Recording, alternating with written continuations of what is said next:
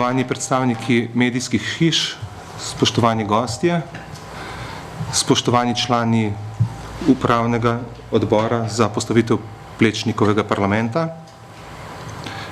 Dovolite, da na kratko na začetku predstavim potek današnje tiskovne konference, na kateri želimo predstaviti pobudo za udejanjenje postavitve izgradnje Doma slovenske državnosti. Prišli smo iz različnih koncev Slovenije, iz Primorske, Gorenjske, Dolenjske, iz osrednje regije, se pravi iz Ljubljane, da vam predstavimo svetlo misel. Misel, ki smo jo razumeli kot potrebo časa, v katerem smo se znašli, misel, ki nas bo združevala Slovenke in Slovence, to je misel upanja in drugačnega razumevanja parlamentarne demokracije, ki ga želimo izraziti z postavitvijo Doma slovenske državnosti. Namreč arhitekt Plečnik je v letu 1947, ko je bil povabljen, da pripravi osnutek za izgradnjo parlamenta, skupščine, le-tega tudi izrisal, ga predstavil, vendar očitno ni bil čas za realizacijo tega njegovega presežnega projekta. Namreč poimenoval ga je Dom slovenske državnosti. Kot vemo, takrat smo dobili skupščino Republike Slovenije, ki je bila del države Jugoslavije. Danes, 20 let po tem, ko imamo svojo državo, je prav, da Plečnikov parlament, Dom slovenske državnosti, zares postavimo. In tukaj smo se zbrali ljudje,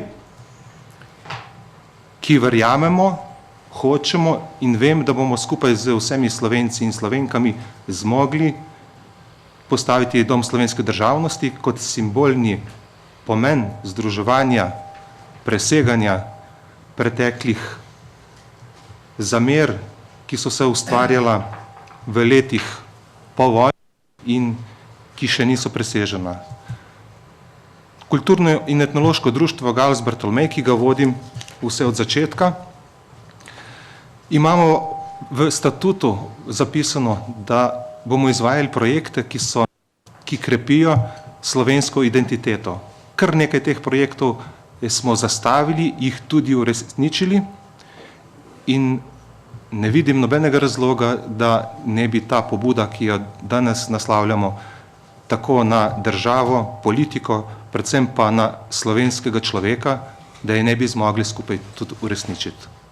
Tako da jaz zdaj povabim naše goste oziroma naše člane ustanovnega odbora, to je profesor Janez Suhadolc, arhitekt, ki nam je v bistvu potrdil to našo svetlo lučko, da ga lahko tudi prostorsko umestimo, da ne gre samo za idejo, kako bi bilo lepo in potrebno in dobro, ampak od januarja, ko smo obhajali obletnico smrti in rojstva arhitekta Plečnika, smo intenzivno delali na pripravljanju tega projekta in profesor Suhadolc je v bistvu bil tisti, ki je odgovoren za najdeno lokacijo, kjer bo Plečnikov slovenski parlament tudi stal.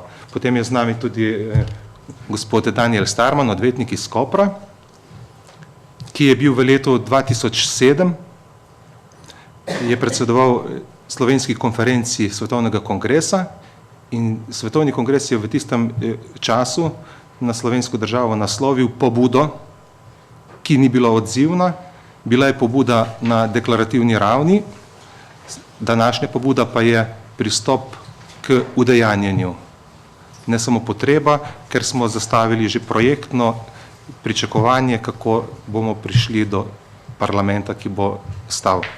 Potem je z nami tudi gospod Franci Feltrin, zdajšnji predsednik Slovenske konference Svetovnega kongresa in med nami pozdravljam tudi dr. Petra Pavla Klasinca, zgodovinarja, ki mu je slovenstvo prav tako kot nam vsem tukaj zelo blizu in sveto. Tako da jaz povabim zdaj profesor Suhadolca, da predstavi tehnični del umestitve. Plečnikovega slovenskega parlamenta, Doma slovenske državnosti v prostor. Ja, kot je že moj predgovornik omenil, da bi neka država, samostojna država, da bi bilo pravzaprav prav, če bi se ta samostojnost deklarirala tudi z nekim vidnim objektom, z nekim vidnim dokazilom, da smo države res vredni. No in očitno bi bila gradnja Plečnikovega parlamenta ali pa Doma slovenske državnosti oziroma kakorkoli že to imenujemo, na kovancu piše katedrala svobode celo, ne. Ta parlament podoba tega parlamenta se uporablja v različnih prilikah. Ni naključje, da celo tale obesek, ki smo ga dobili pri vratarju, obsega poleg grba tudi podobo tega parlamenta. No in če že ta podoba parlamenta nastopa v takih in drugačnih okoliščinah, nemara ne bi bilo narobe, če ta parlament kar v resnici zgradimo in imamo ta pravga. No, mene je doletela neka naloga, da stvarem morda dam neko tehnično ozadje. Najprej je bilo treba poiskati mesto, kjer bi ta parlament lahko stal. Plečnik postavlja to v Tivoli.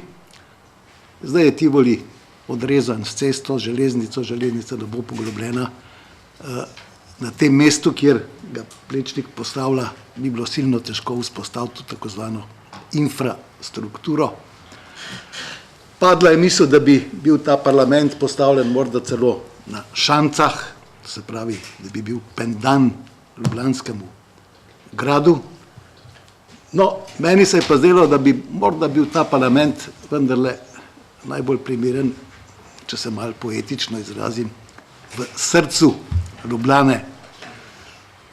In izkazalo se je, da je v Ljubljani zemljišče, ki je že od nekdaj namenjeno neki reprezentančni javni zgradbi, in to je zemljišče tako zvanega Južnega trga.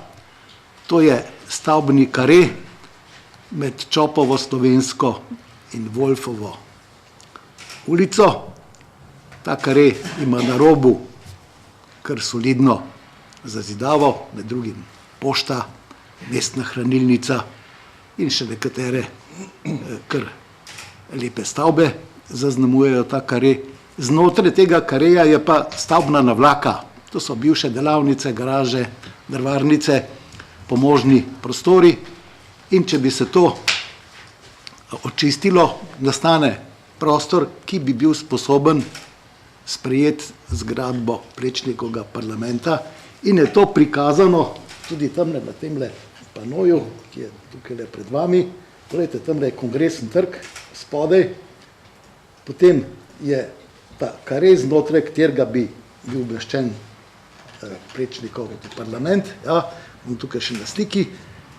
In napravljena je bila fotomontaža, ki je tamle zraven tudi prikazana. No in na tej fotomontaži se zelo dobro vidi, kako bi ta parlament bil videti z tega najbolj osnovnega pogleda, to se pravi z Kongresnega trga.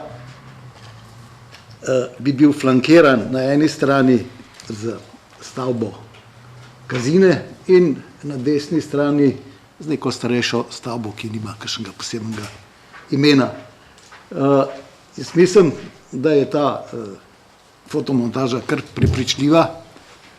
Umeščena je, lahko bi rekel tako malo zgodovinsko, tradicionalno, tako kot so pogosto umeščene nekatere pomembne javne zgradbe, ki imajo določene vizure, sicer so pa na tesno postavljene v kakšen mestno središče. Recimo na misel mi prihaja recimo grad Hradčani, ne. Katedrala na Hradčanih je obdana z grajsko stavbo in kljub temu, da je tesno, so te vizure morda na to katedralo svetega Vida še toliko bolj zanimive. No, tudi arhitekti, ki so si to ogledovali, so rekli, no, to bi bilo pa vizursko zanimivo, ne bi bilo monumentalno, ampak bi bilo v vizuri zelo presenetljivo. Skratka, sekvence pogledov bi se na ta objekt silno hitro menjale. Sam objekt je približno 90 krat 90 metrov velik in jasno, temu primerno so tudi precejšnje površine in po nekih izračunih, ki so res več kot takole čez palec narejene, in sicer pišem, če bi bil vsak kvadratni meter parlamenta vreden 8.000 evrov, bi bil približen predračun, da bo 360 milijonov evrov. To je mnogo ali pa tudi ne. Jaz sem včeraj prebral, da je recimo Cimos dobil državne podpore 250 milijonov, pa menda ni nič kaj v boljši koži, kot je bil prej. Skratka, stvari so zelo relativne, ne.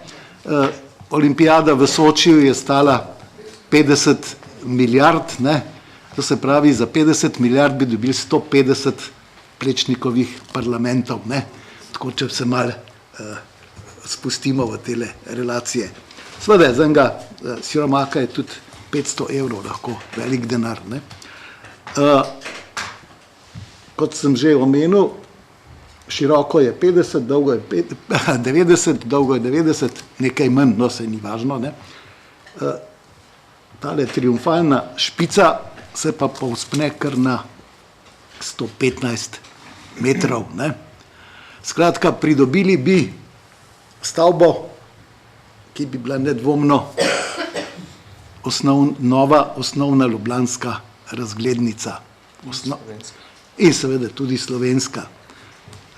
Po vojni, pa to ni samo situacija v Ljubljani, to velja tudi za marsikatero drugo mesto, po vojni Ljubljana ni pridobila nič takega, kar bi se plasiralo na razglednice, ki jih kupite na tako zvanih kjerkoli, ne. Pa Trst tudi tega ni pridobil, pa Zagreb tudi tega ni pridobil. Dunaj, mislim, tudi nekaj tacga. No, skratka, moderna arhitektura teh tako zvanih razglednic nekako ne producira. Tole bi pa brez dvoma bila razglednica številka 1 ljubljanska. Ne bi bil parlament, to bi bil simbol slovenske države, slovenske državnosti, skratka vsega tega, kar pravzaprav nimamo. Neka poštena država pa običajno ima tak objekt. Recimo Madžari, ne, imajo en krasen parlament ob Donavi, o cesarskem Dunaju se ne splača zgubljati besed. Skratka, vse te tradicionalno samostojne države imajo objekt, za katerega se reče, to je pa to, ne. No, takle parlament bi bil pač to. Zgraditi to po Plečnikovih osnutkih, mislim, tehnično ne bi predstavljali nobenih posebnih problemov. Plečnikovi načrti so, kar se gradbenega dela, popolnoma jasni in je mogoče to narediti. Seveda, zatakne se pri notranji opremi, pri obdelavi notranjščine, to bi moralo biti pač avtorsko delo ljudi, ki bi na tem projektu delali, s priporočilom, da bi se prilagajali, bom rekel, Plečnikovemu stilu. Plečnik ima svoj stil in moji kolegi arhitekti pri svojih realizacijah zmeram ali pa ponavadi posnemajo kakšen svetel vzor iz belega sveta. No, zdaj bi posnemali pa kar en svetel vzor iz domačega sveta. No, toliko bi jaz povedal vis-a-vis te stavbe, ki se tukaj pred vami kaže v vsej impozantnosti in mogočnosti. Moram reči, da projekt je star, torej je iz leta 49, narejen je bil za takratne takratne pač oblast v Sloveniji. Že takrat je ta težnja po nekem reprezentančnem objektu eksistirala. To je bil natečajni projekt. Na tem natečaju nihče ni dobil prve nagrade, ampak vsi projekti, ki so bili takrat predloženi, so že davne pozabljeni, medtem ko ta Plečnikov pravzaprav ostaja kar naprej prisoten v zavesti strokovne, pa tudi manj strokovne publike, ne nazadnje tudi na kovancu. Tako da je ta projekt kljub temu, da je že vendarle ima svoja leta, še zmeraj svež in je pod preobleko teh klasicističnih elementov, se pravi plastike, profilov, stebrov, portalov, se pa skriva nek brezkompromisen modernizem, ki kulminira v dvorani, ki ima takole poševno postavljene stebre, skratka dvorana, ki bi bila edinstvena na celem svetu, tako pač nekjer to zdaj ni, saj da bi jaz vedel. Tako da je treba gledati to večkrat pod kožo temu projektu in ko se to res pod kožo začne gledati, se pa razkriva pač nek arhitekturni genij, ki mu čas ne gre do živega. Hvala, profesor, za tehnično predstavitev. Pa povabim Danijela Starmana. Vidim, da imate odprta usta, pomeni profesor Suhadolc je nalil čistega vina in posejal lepe rožice pomladne. Jaz bi pa nekaj povedal v zvezi z idejo, ki je v Demosu zorela že v 90-ih letih. Skupina poslancev v Demosu se je od prvega dneva zavzemala za to, da mora nova država, prva prava slovenska država, imeti tudi na simbolni ravni nek dom državnosti. O tem, kako je zadeva tekla, bo moj spoštovani kolega, gospod Feltrin, ki je bil tudi takrat skupaj z mano poslanec v zboru občin, ki je bil najbolj fundamentalni dom takratnega parlamenta, smo imeli večino, in ki je tudi sedaj nadaljuje idejo Svetovnega kongresa, ki je leta 1995 sprejel potrebne akte za dom državnosti. Čem je razlika takrat pa danes? Torej, velika dodana vrednost je sodelovanje profesora Suhadolca, ki je našel edinstveno lokacijo, ki zadeva oplemeniti in poceni. Kaj pa vsebina? Zakaj selitev? Zakaj ta parlament ni dober? In kaj s tem parlamentom potem? Poglejte, ta parlament je gradnja časa, ki je za nami, združitev nove gradnje in centralnega komiteja in mislim, da tudi vsebina dela tega parlamenta terja, zahteva druge ljudi, drugo vsebino, drugo politiko. Zato poglejte, jaz sem en tistih, ki je intenzivno delal v ustavni komisiji na ustavi naši. Naš ustavni red je že več ali manj ustavni red, ne govorim o človekovih pravicah, o varstvu, o vsem tem, kar je večno v ustavi. Govorim o državni ureditvi in v nekem smislu preživeti. Mi imamo otrgano od ljudstva posredno demokracijo, ki se sestavlja 88 plus 2 poslanca, ki so profesionalci, jaz jim rečem direktorji slovenske države in ki so plačani in kot plačani ljudje delajo neko politiko. Iz tega izvira vlada po proporcionalnem sistemu oblikovana, ki je v večni krizi. Zato pogledajte, gre za moje osebno razmišljanje. Dom slovenske državnosti mora biti dom neposredne demokracije, zato bi bilo treba nadgraditi sedanji državni sistem tako, da bi se vsaj enkrat, če ne dvakrat na leto, sestal vseslovenski zbor,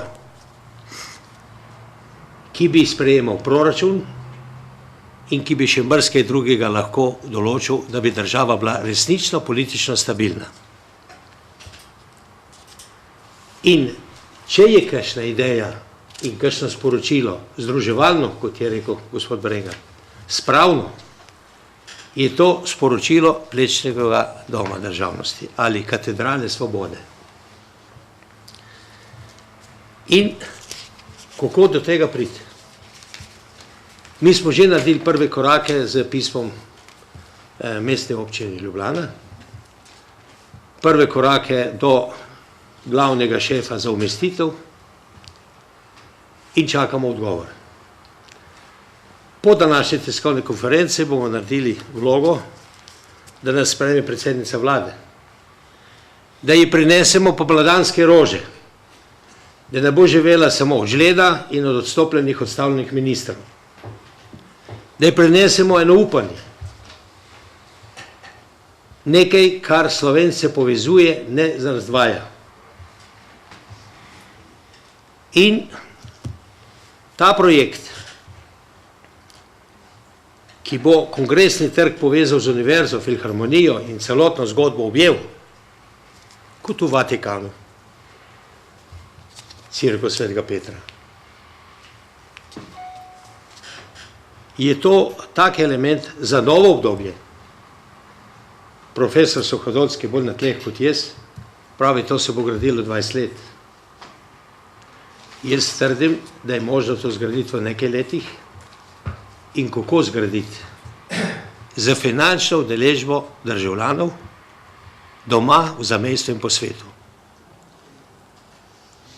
Država naj da, pa občina, zastonj zemljišče očiščeno nad vlake, kot je bilo rečeno. Evropska sredstva, sredstva državljanov, pa bo tisti element vključno z državotvornim gospodarstvom, ki bo zgradilo svojo državo v obliki simbola. In ta simbol bo zahteval tudi drugo vsebino političnega dela. In ko razlagam ljudem nov parlament, pravijo, kaj pa s sedanjim parlamentom? No, zdaj smo pa na tisti novi točki. Poglejte, ena skupina nas je, ki se že leta zavzemamo, da bi Slovenija dala pobudo za ustanovitev evroregije Alpe-Jadran. V koalicijski pogodbi 2004-2008 je posebno poglavje pod številko 8, srednjeročni in kratkoročni problemi oziroma naloge, kjer je točno opisan interes Slovenije po evroregiji. Jaz ga ne bom bral, če boste hoteli, sem nekaj kopij naredil, tistega, ki to zanima. Torej, dr. Rupel, kot večni zunanji minister takrat, si zelo trudil, ker smo ga nekateri pritiskali na to idejo. In je imel že zelo tesne in dolgo razgovore z gospodom Ilija iz Tržaške pokrajine. Kolikor sem jaz obveščen, sta se razšla okrog sedeža. Mi smo vztrajali, da je sedež Ljubljana, da je center nove evroregije, cela članica Evropske unije, to je Slovenija. To bi bila tudi prva evroregija, ker je ena cela članica v samem jedru. In razšla sta se, ker Ili vztrajajo, da je Trst tisti, ki je glavn. Trst že ima evroregijo oziroma neko kulturno zvezo Alpe-Jadran, ampak to ne zaživi. In jaz bi rad še samo zaradi medijev spomnil na eno zelo dobro napisano uredbo Evropskega parlamenta in sveta, ki nosi številko 1082/2006, kjer je opisan status tako imenovane Evropskih združenj za teritorijalno sodelovanje. Evropsko združenje za sodelovanje, ki bi preimenovala evroregija Alpe-Jadran ali pa moje srčno bi žela, bi bila, da bi bila Karantanija. Sam to je preveč arhaično. In če bo kdo prebral to uredbo, ki določa pristojnosti, ki določa takemu subjektu pravno lastnost, ki določa točno, kaj mora tista država, ki predlaga, napisati v konvencijo in štatut, bo prišel do tega, da bi Slovenija lahko izjemno veliko problemov, ki jih danes ima, kot majhna entiteta z 2 milijona ljudi, skregano politiko, rešila bolj elegantno. Mislim na zdravstvo, mislim na šolstvo, na kulturo slovenskega enotnega prostora, mislim na čistost narave, na zdravo življenjsko okolje, mislim na varnost pred naravnimi nesrečami. Mi ne moramo sami obvladovati naravnih nesreč, zato prosimo Italijane, pa ne vem koga vse, da pridi nam pomagati gasiti, mi pa njim. Skratka, če bi država Slovenija, ampak ne podarjavcem, ker mu ne zaupam, naredila projekt Euroregije in ponudila v konvenciji in v statutu ta izhodišča, ki jih nakazuje in tudi sofinancira Evropska zveza, bi naredila pomemben proboj pri urejanju zadev, ki so tukaj nesporno skupne pod Alpami, nad Alpami in tako naprej. Torej, gre za projekt 5 držav. 5 držav, ki so vse članice Evropske unije, zdaj, ki je Hrvaška vstopila. Torej, stvar je 2006, 5. julija je bila ta uredba objavljena, je izjemno korektno napisana na stil nacionalnih zakonodaj in Slovenija bi bila poklicana, da bi to stvar začela. Sedež bi bil pa v tej stavbi. Sedež v tej stavbi. In hvala Bogu, da so začeli urejati tudi parkirišče, začeli neke investicije in tako naprej, tako naprej. Nova zgodba Slovenije, nova epopeja je pa Plečnikova katedrala, Državni stel svobode.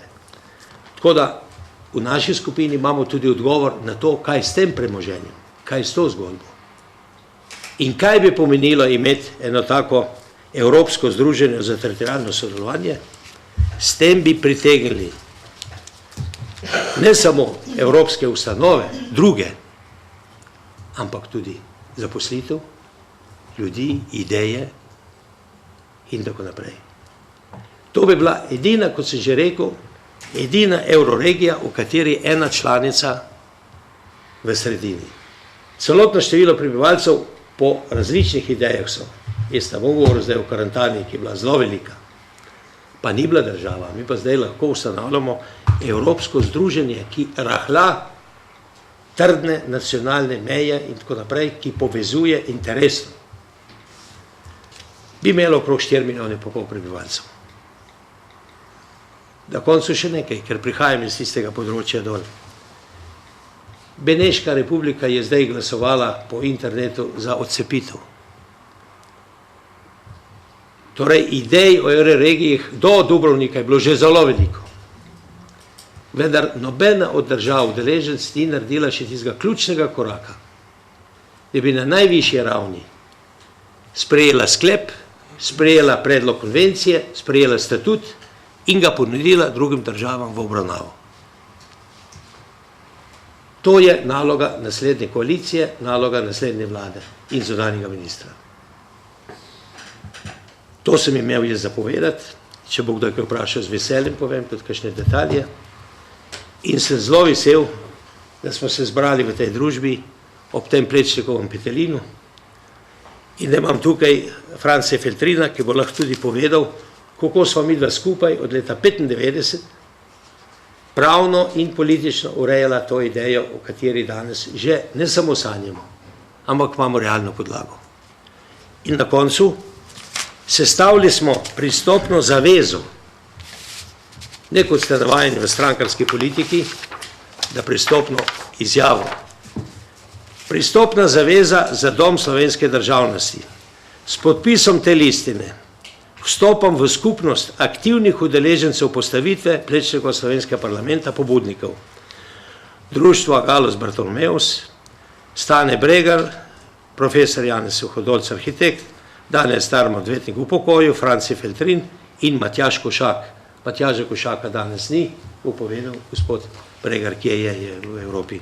Ja, na začetku lahko sem to, da ga upravičim. Ja. Na sedežu Centralne Evropske banke je zdaj izpred 6 mesecev zaposlen in ni mogel prijeti nazaj, tako da se upravičuje. Torej, na lokaciji Južni trg, znotraj kareje, kot je profesor povedal, Slovenska čopa v volju. Se zavezujem. Ni to pristop moralni. Tako kot podpišeš pri notarju, da boš se poročil, pa da bo zvest.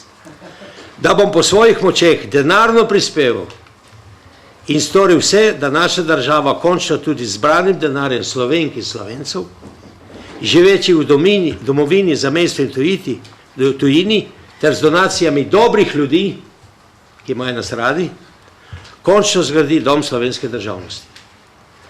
Društvo, ki je zaenkrat pravna podlaga našega delovanja, bo odprlo podračun pri deželni banki, na katerega se bo transparentno zbirala sredstva, ki bo stalno na spletni strani objavljeno, kdo je dal in kaj je bilo. In ko bo dom postavljen, bojo vsi donatorji, vsi, tudi tisti, ki bojo dali samo 20 evrov, napisani v Plečnikovem domu, kdo je prispeval denar za njih. In prepričan sem, če bi zbrali primerno vsoto, vsaj to, kot smo za orožje leta 90, bi tudi Evropa dobila posluh za pomoč. Hvala lepa. Hvala, gospod Danijel. Sarmonu pa povabim še predsednika Slovenske konference Svetovnega kongresa Danije, Franci Filtrina. Hvala lepa. Lep pozdrav vsem. Jaz bom na kratko povedal, moram reči, da sem pred 5 leti sem odil med Slovence v Chicagu, v ZDA, kaj sem seboj vzel kot darilo nekaj naših, oziroma tisti paketek naših kovancev evrov. In ko se je eden od Slovencev, ki ne zna več slovensko, ogledoval, me vpraša, ko je videl Plečnikov parlament na kovancu, je rekel, kje pa ima to v Sloveniji? On še ni bil v Sloveniji, je rekel, jaz bi pa šel to gledati. In ko žal si lahko gledaš samo na kovancu, nikjer drugi. No, zdaj vam pa to za rezime povedal, da so res s kolegom Starmanom že 95. leta zasnovala in tudi poslala občini mesta Ljubljana vlogo o tem, da bi gradili parlament.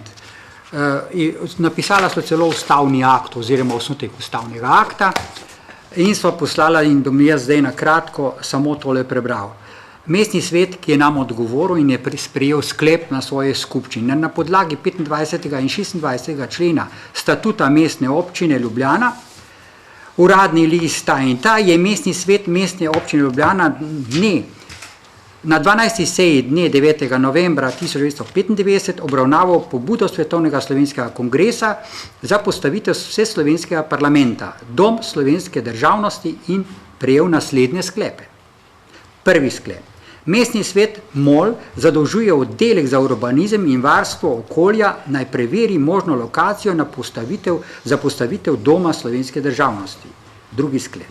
Mestni svet MOL se seznanja s pobudo Svetovnega slovenskega kongresa o gradnji doma slovenske državnosti in jo kot informacijo posreduje državnemu zboru. Tretji sklep. Mestni svet MOL sprejema pobudo za gradnjo doma državnosti po zasnovi arhitekta Plečnika in jo kot prvo podpisani predlaga državnemu zboru Republike Slovenije v obravnavo. Četrti sklep. Mestni svet MOL predlaga državnemu zboru Slovenije, da skupaj poiščeta primerno lokacijo za gradnjo objekta iz prejšnjega sklepa do leta 2000. Žal, še 5. sklep je pač, ki naj bi to stal, kar pa ni več aktualno. Žal odgovora državnega zbora na to ni dobilo ne mestno, ne MOL, ne mi. In je ostalo tako, kot je ostalo. Zato bi se tukaj zahvalil pač mladim. Me veseli, da je naš predsednik mlad in da je dal to pobudo in je nas spet zbobnal, če smem tako reči, skupaj za to idejo in da se ta ideja nekako bi realizirala. mislim, da bi Slovenci po svetu zelo bili veseli, če bi lahko imeli nek skupen parlament, nekaj, kar bi radili skupaj, kar je že kolega Dane povedal, kjer bi lahko s ponosom ogledovali. Naj povem staro anekdoto iz leta 1980, ko je prvič moja sestrična prišla v Slovenijo. Veste, kaj je hotela si ogledati? Najbrž malo Slovencev ve. Tavčarov spomenik in spomenik Simona Gregorčiča. Tega so oba investirali Slovenci po svetu. Jaz nisem do takrat vedel. In tudi večina Slovencev danes tega ne ve. Da so oni izbrali denar, da so postavili te dva spomenika. Mi sicer ponosno kažemo te dva spomenika, ampak ne pa povemo, kdo jih je postavil. In ravno tako parlament, mislim, da bi bil tisti, ko bi vsakdo prišel in bi videl, kaj smo si zgradili. In to bi bilo simbol slovenstva nas vseh. Hvala lepa, samo toliko. Hvala lepa gospodu Franciju Feltrinu. Zdaj, da kakšno reč še ne pozavamo, predno pa spovabimo še k kakšnem vprašanju. Pridružil se nam je generalni sekretar Državnega sveta, gospod magistr Marjan Mavčec, in se mu zahvaljujem za gostoljubje. Namreč veseli smo, da je Državni svet prevzel pokroviteljstvo tudi nad tem dogodkom, da lahko nekateri pravi celo svojo drzno misel izrazimo, ko pridemo v parlament povedati, da bomo zgradili nov parlament. Tako da hvala lepa gospodu Mavčecu. Hkrati bi res še enkrat poudaril, da so v bistvu postopki za izgradnjo, da so v bistvu v teku, že vzporedno z samo pobudo, tako da ena od teh je, da smo dali pobudo, da se imenuje svoje člane, predstavnike v odbor za postavitev na mestno občino Ljubljano, da prav tako na Državni svet. Hkrati pa je v bistvu že pripravljen tudi osnutek pobude na oddelek za urbanizem mestne občine Ljubljana. Namreč sedaj je čas za spremembo OPN-ja ljubljanskega, se spreminja in mi bomo pripravili pobudo, da se odlok v tistem delu, kjer govori o višini limitiranja v ožjem delu mestnega jedra, da se postavi na višino bodočega parlamenta, se pravi vsaj na 115 metrov. Sedaj je namreč ta limit z višino nebotičnika. Tako da to je druga stvar. Ta tretja stvar, ki jo bomo zdaj postopkovno vodili, pa je to, da bomo danes poslali povabilo predsednici vlade, da nas sprejme in ji razložimo, da je stvar živa in da Slovenci rabijo, pričakujejo in hočejo imeti stvar, ki bo združevala in presegala, ne pa drobila in delila. Tako da zdaj mogoče še besedo gospodu dr. Petru Pavlu Kalsincu, zgodovinarju. Ja, seveda v Društvu Heraldika Slovenije smo tudi razmišljali o nečem podobnem. Nanašalo so se naše misli na poudarek na slovensko zastavo, kjer bi jo seveda lahko primerno vključili tudi v ta projekt. Ker ta projekt pač nima tega obeležja, ni prostora in tako dalje, zdaj bomo to za arhitekte treba govoriti, koliko so te stvari še primerne, da se tudi to obeležje slovenske identitete da na nek način zraven. Druga stvar me kot zgodovinarja in arhivista zanima je pa to, da bi bil vsaj v nečem določenem delu v vsebini potrebno prezentirati seveda te najpomembnejše dokumente, ki govorijo o slovenski zgodovini v okviru kopij nekaj vključiti. Kar se tiče sama ideja, sem pa seveda malo razočaran, žalosten, kajti če smo tukaj poslušali, da je to bilo že leta 1995, to pravi že 20 let je minilo, ko je ta pobuda prišla in da v Sloveniji ni bilo enega pravega navdušenja. Jaz sem prepričan, dvakrat bolj, ker imamo tu mlade predsednike, da je potrebno to zastaviti z novo energijo in jaz lahko dam tukaj svoj prispevek v tem smislu, da je Društvo Heraldika Slovenika pripravljena za svojo aktivnostjo tudi pri tej projektu sodelovati. Tudi moj predlog je, da bi se poleg te liste, ki je tukaj pripravljena, pritegnilo tudi inštitucije zraven, ne samo posameznike, inštitucije, ki seveda lahko prinesejo. Mene seveda tudi na koncu samo zanima celoten kulturni, umetnostni, zgodovinski projekt, ki po vsetnosti ga bo treba še narediti. Ta raziskava, mi imamo v Sloveniji strokovnjake za Plečnikovo dediščino, vsekakor z njimi podiskutirati. Predvsem pa jaz, kot so tu omenila že pomlad, vse cveti, zakaj še ne bi zacvetela ideja o domu slovenske državnosti. Hvala lepa. Hvala lepa, dr. Petru Pavlu Kalasincu. Na koncu pa še besedo gostitelju, magistru Mavčecu. Hvala za besedo, lepo pozdravljeni tudi z moje strani. Seveda Državni svet je verjetno edina inštitucija, ki vsakodnevno opominja svoje obiskovalce ali pa tiste, ki se družijo z nami, da mi Plečnikovo dediščino spoštujemo. Dejansko na vseh papirjih imamo znak od Plečnika gor. To smo zelo zavestno naredili, ampak se pa zavedamo svojih pristojnosti, pa do katere mere pa kaj lahko naredimo.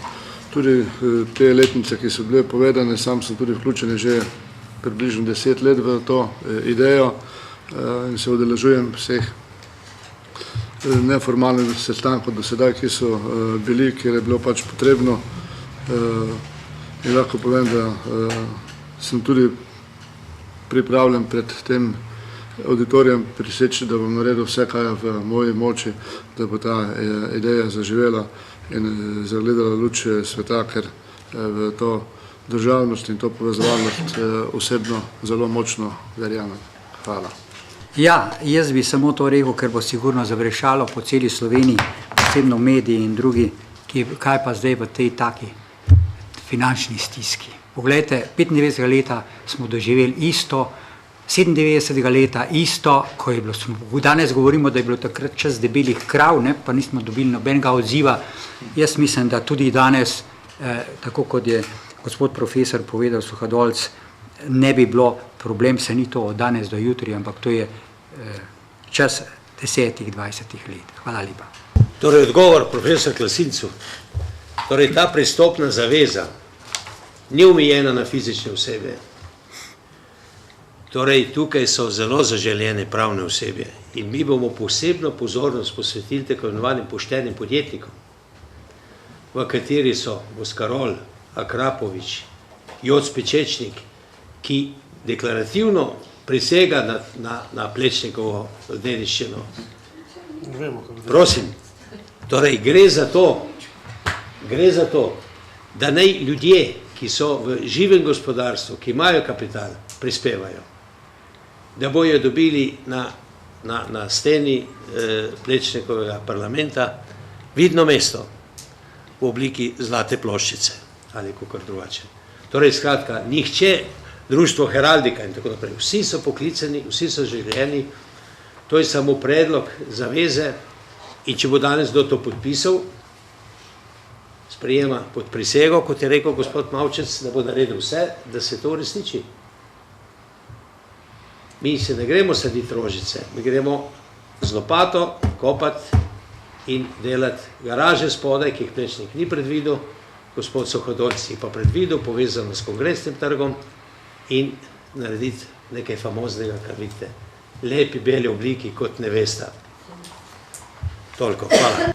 Hvala lepa. Zdaj pa povabim še, če ima kdo kakšno vprašanje, sugestijo, kakšno misel, da si jo podelimo. Ja, prosim. Moje ime je Tomaž Gašperlin. Od 94. leta se poslovno ukvarjam s financami, tudi z evropskimi krediti. Na vse vaše pravzaprav strokovne predloge in ideje sem pripravljen se vključiti pri pridobivanju sredstev. 400 milijonov, kot bo približno projekt stal, z evropskimi sredstvi in domačimi sredstvi noben problem. Kakorkoli se sliši veliko, pa kakorkoli je, kot je gospod Suhadolc že omenil, 360 milijonov je 3-mesečna zguba Nove Ljubljanske banke v letu 2013. Imamo podjetja kot Krka z 200 milijoni evrov dobička in marsikateri te posamezniki in tako naprej bi bili pripravljeni sigurno sodelovati v tem projektu. Tako da finančni del ne bi bil glavni del problemov. Ne? Mislim, da bojo kakšni sosedje, mejaši, kakšni šiftarji in drugi večje težave in mestna občina kot kakšne druge stvari. Ne? Kakšne kremšnitari pa to bojo večji zalogaj kot pridobitev evropskih in domačih sredstev za ta projekt. Tako da z veseljem pristopam. Me gospod Mitja Štular me je povabil, zato sem se tudi udeležil in podpiram to idejo, ki je res neki noga, kot je gospod Starman povedal, se 100% strinjam z njim. No. Hvala lepa. Hvala gospodu Tomažu Gašperlinu. Moram reči, da se veselimo takih svetlih misli in korajžnih besed. Namreč mi smo prišli povedati, da bomo to zgradili. Ne, da bi bilo fino in je lepo narisal arhitekt Plečnik. To se bo zgodilo, ker v zavezi piše, da bomo delali, dokler ne zgradimo. In zato se obračamo danes v prvi vrsti na slovensko javnost, na slovenskega človeka, prej kot na politiko, ker imamo občutek oziroma razumemo, da slovenska politika v tem trenutku ne razume potrebe časa in prostora, da so preveč zazrti sami vase, kako bodo preživeli do časa, ko bo ljudstvo imelo priložnost izbrati voditelje, ki bodo drugače razumeli vladanje. Ne vladanje kot krotenje ovčic, ampak kot služenje ljudstvu, kot servis potrebam človeka. Saj nismo na svetu zato, da se mučimo, da trepetamo za jutri, ampak zato, da smo inovativni, ustvarjalni in zazrti v življenje. Tako da jaz z tega mesta še enkrat poudarjam, da jaz verjamem v to, da bo projekt uspešen in da bo Plečnikov parlament, Dom slovenske državnosti stal, tako kot je zapisano v zloženki, ki smo jo pripravili za nas in za ves svet. Hvala lepa. Zdaj pa še, če ima kdo kakšno vprašanje. Jaz bi vas samo vprašal, seveda se popolnoma strinjam s to čudovito idejo oživitve Plečnika v Plečnikovi Ljubljani, ampak bi pa vprašal, kako je urejeno v mestu z urbanizmom, z urbanizmom in z arhitekturo, kajti postavitev sleherne zgradbe, javne ali pa spomenika, zadeva na zakonodajo, pa potem zadeva tudi na dejanske prostorske možnosti izgradnje tega doma državnosti. Skratka, moje vprašanje se glasi, kako je z urbanističnim načrtom v Ljubljani in ali so možnosti, da tukaj prodremo, ker lahko se najdejo ljudje, ki bojo rekli, ja, to pa zdaj, kot je bila Kozlarjeva hiša in podobno, ko so kar rušili, ali pa ko so rušili tale Kolizej in tako dalje. In kot vidite, to so vse rane danes in tukaj bomo morali, bi rekel, aktivno vključiti dobro voljo in seveda dejavnost urbanističnega načrta v Ljubljani za naprej. Tu se tudi povsem strinjam, da bo vlada, pa tudi seveda državni zbor moral odigrati svojo vlogo, ker to je v prvi vrsti dejansko politično slovensko odločitev.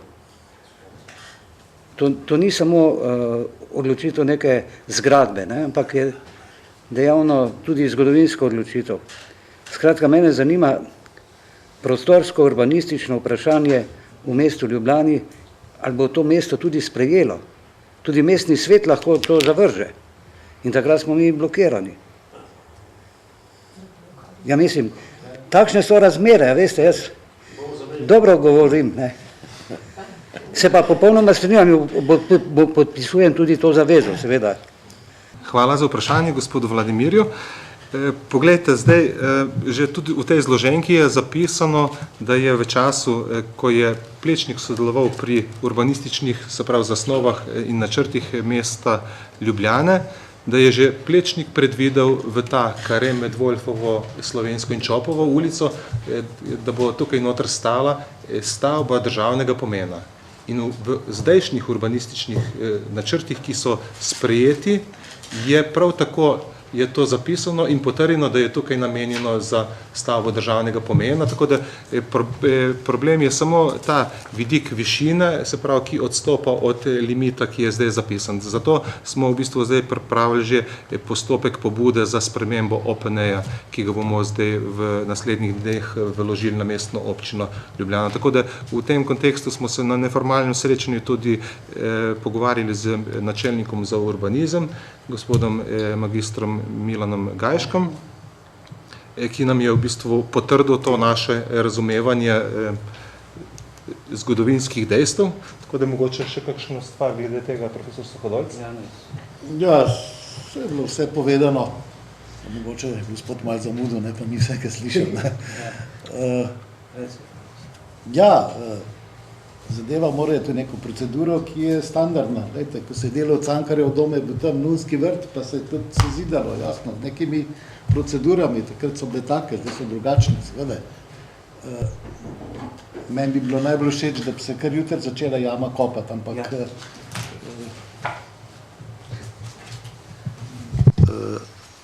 te moči najbrž nimamo, ne, da bi kar takole delali.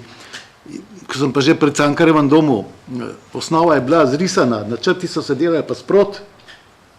In jaz kot študent sem celo risal v kakšnih poznih urah nekaj načrtov, ki so se grozno mudili, ker je Ravnikar delal večinoma kar študenti vse skup, ne. Tako da, mislim, da je stvar vendarle bazirana na neki volji ljudi, ki nekaj hočejo imeti, ne pa na uradnih dokumentih, ki ne bi to preprečevali, ne. Jaz mislim, da je to vendarle osnovna misel vsake gradnje, posebno še takele, ne. Tatjana Lesjak-Klun. Bolj kot vprašanje bi nekaj svojih razmišljanj rada tukaj le povedala. Zelo sem se razveselila, da je Slovenski svetovni kongres posredoval to sporočilo, čeprav je včeraj zvečer šele prišlo, ampak ne glede na to, ne. Tukaj sem kot državljanka, kot predstavnica civilne iniciative za trajnostni razvoj in zaščito priobalnega pasu, ki se še vedno bori za določitev metrov, kjer ne bi smeli kakršnikoli gradbeni baroni počenjati karkoli se jim zazdi s sumljivim denarjem. Ampak to samo mimogrede. Seveda iskrene čestitke grejo, se mi dovolite v prvi vrsti profesor Suhodolcu in vam vsem, ki ste pristopili. Kdor ga pozna in kdor ga dolga leta in desetletja spremlja, nikoli ne obupa.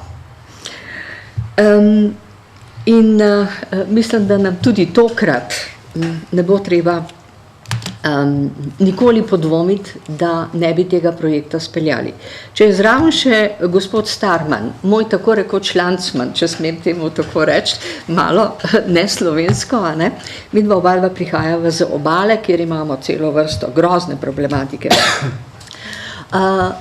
In še gospod Feltrin iz kongresa, gospoda predsednika osebno doslej pač nisem poznala, potem mislim, da se bo stvar izpeljala in to na neagresiven način, temveč s tem, da bomo Slovencem skušali dopovedati, da je vredno živeti zaradi slovenstva na kar smo seveda v teh 20-22 letih zelo temeljito pozabili. Ne bom rekla prisotni tukaj, ampak vse splošna klima je pa živa katastrofa. Ker sem po svojem bistvu pedagog, ves čas ugotavljam, da ni nič ali zelo malo storjenega na področju osveščanja mladega človeka.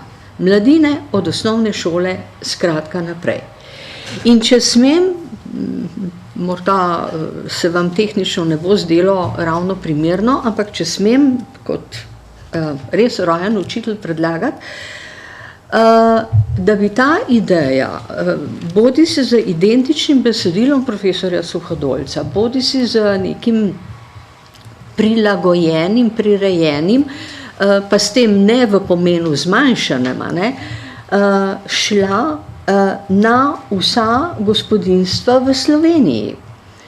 Da bo ta ideja nemudoma dosegla, ne samo s pomočjo civilnih iniciativ in pa različnih društev, ampak da bo res dosegla skratka vsak naslov.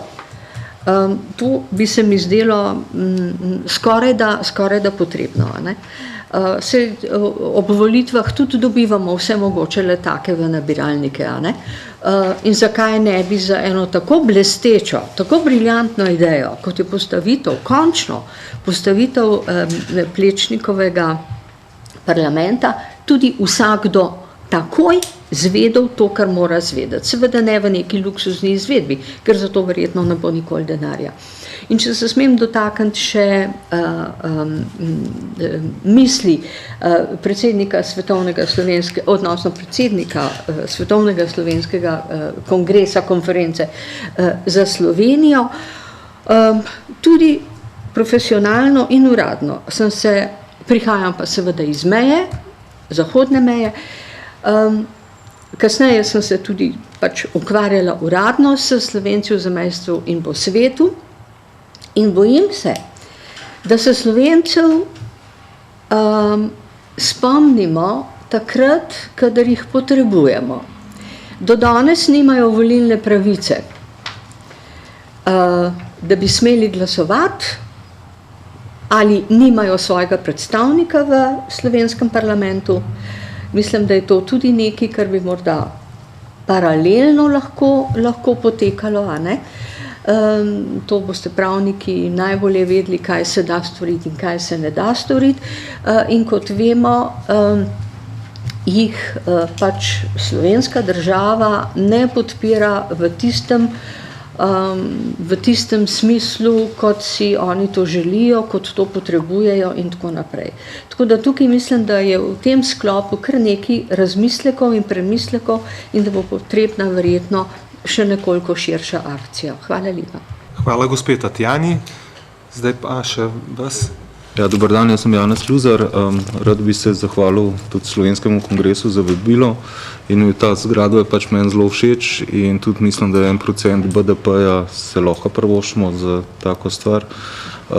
Jaz sem pa pripravljen tukaj pomagati z razsvetljavo in dejansko lahko naredimo, mislim, kar želimo.